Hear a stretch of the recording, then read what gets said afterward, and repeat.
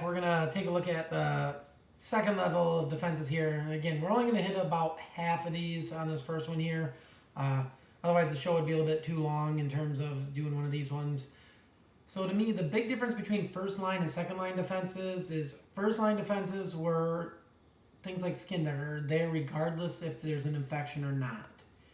Second line defenses, they're still not specific to a particular antigen, but these are a much more active defense. So to me, if we go back to the medieval castle kind of idea, it's kind of like having boiling oil that they can dump over the wall, or archers that can shoot at stuff, or catapults.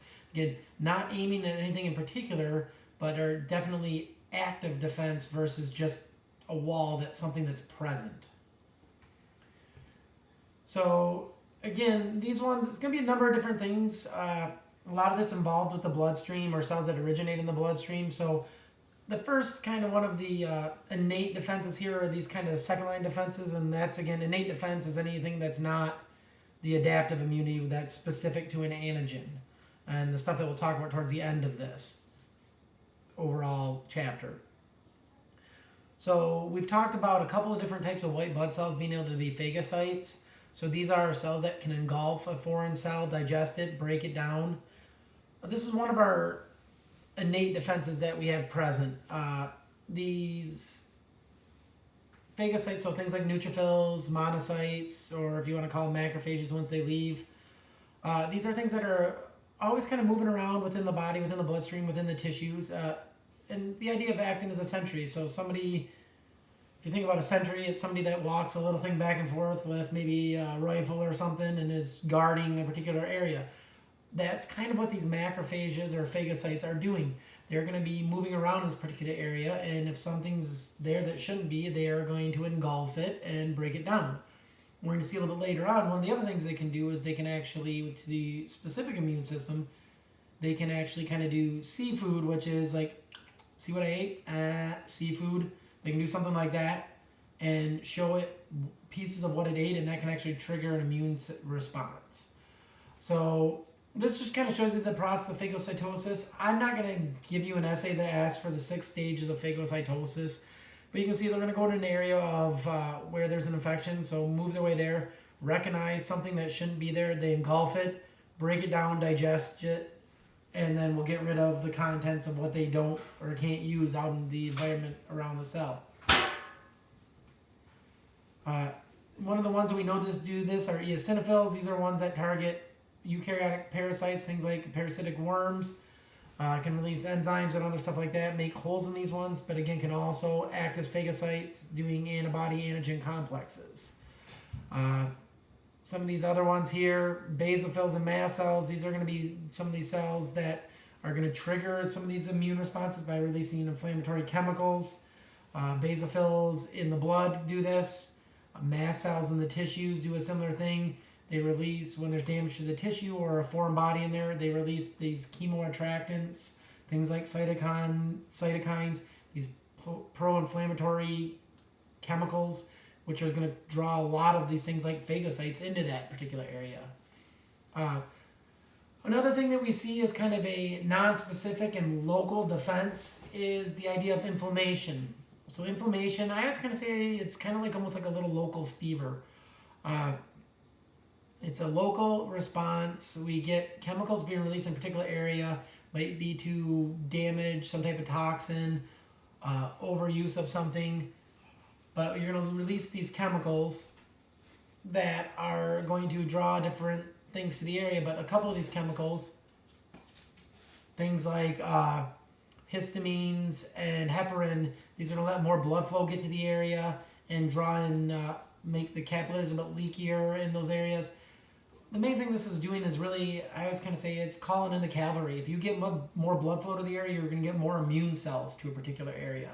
So this localized inflammation is a way to say there's been damage here, there's an infection here, let's call in a bunch more cells, get them to this area, and they can maybe take care of this, or at least keep this infection somewhat under control until the specific immune system can fire up. So inflammation, it involves a number of different steps here. First off, we're going to get a lot of these different pro-inflammatory cytokines, things like histamines and prostaglandins and other chemoattractants. These are released from things like basophils and mast cells, or sometimes it's the actual infection organism itself that triggers the release of these. What we're going to see is the local blood vessels in this area generally are going to dilate and increase their permeability. That's partly these histamines. They make these capillaries a little bit more leaky, get more stuff going to that area, stimulate the expression for a lot of these leukocytes to be able to exit the bloodstream there by having some of these cellular adhesion molecules where these white blood cells can kind of hit the brakes in this area and exit the bloodstream. So it's kind of like a neon sign that you can see from the highway that's saying, hey, this is a good place to eat. That's what is kind of going on with this inflammatory response. What's going to happen then is we know these leukocytes are going to stick to the side, make their way out of the bloodstream due to that diapedesis, and then follow these chemoattractants to that particular area and start attacking here. Along the way, sometimes either these foreign bodies acting as a chemical, or our immune cells releasing chemicals. They can act as something called a pyrogen, which is a chemical that will induce fever. A lot of times when we talk about inflammation, we're going to see there's a number of processes involved with it. If there's actually damage to that area where there's actually tissue damage, we may get clotting proteins in there, and that's again also kind of forming a wall to kind of get stuff out of the way there. But the other thing is, if you're increasing blood flow to the area, you're also, anything that you might have antibodies against this already, you can also get that to the area. And those kinins, they act as vasodilators in that area, again, making sure stuff gets to that area, exits the bloodstream. Bradykinin is the best example of that. That, along with histamine, have kind of similar effects, make the capillary more permeable, make leukocytes stick to that area. The other thing these are going to do is trigger pain receptors, let you know you have something going wrong with you. Especially with overuse, it's one of the body's best ways to say something's not right is to induce pain. What you're going to get is, like I said, a lot of this increased fluid in that particular area. It raises the hydrostatic pressure. We are going to favor filtration, dumping more fluids into these areas, which means the lymphatic capillaries have to take these up a little bit more, and we can screen that fluid coming back to the bloodstream in the lymph nodes and trigger immune responses to this. Generally, after a little bit of time, you're going to want this to slow down. So usually inflammatory response is kind of a short-term response. You are going to have it slowing down. We've had a lot of these cells exit the blood there and begin to clean up the area. And hopefully you're going to be clearing out some of the stuff that's been there. A lot of times when we talk about this, there is cardinal signs to this inflammatory response. Simple way: heat, pain, redness, and swelling. Sometimes they use the Latin dolor, tumor, rubor, and color. Rubor would be redness. If you increase blood flow in an area more than another area, blood is red in color, you're going to see that area is more red. Get more blood flow to the area, blood carries heat. There might be some pyrogens in there as well. Any increase in metabolic activity in that particular area is going to up that temperature relative to the other areas.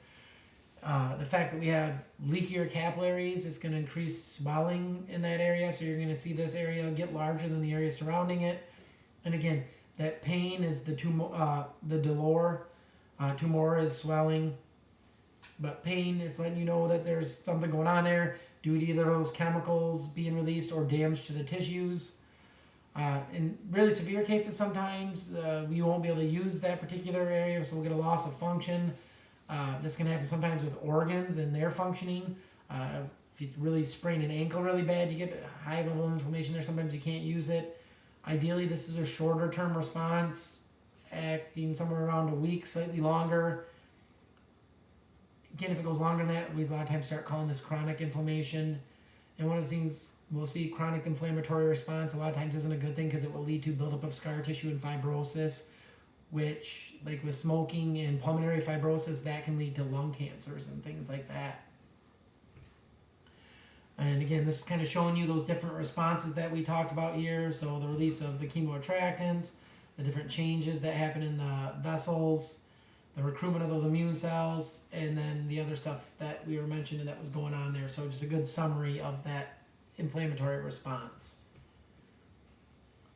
And again, basophils are one of the cells that's going to help trigger this. They release things like I said, those histamines and heparins, things that let the blood get there and not clot up right away, trigger that inflammatory response. And again, the whole idea on this one is, again, call in the cavalry.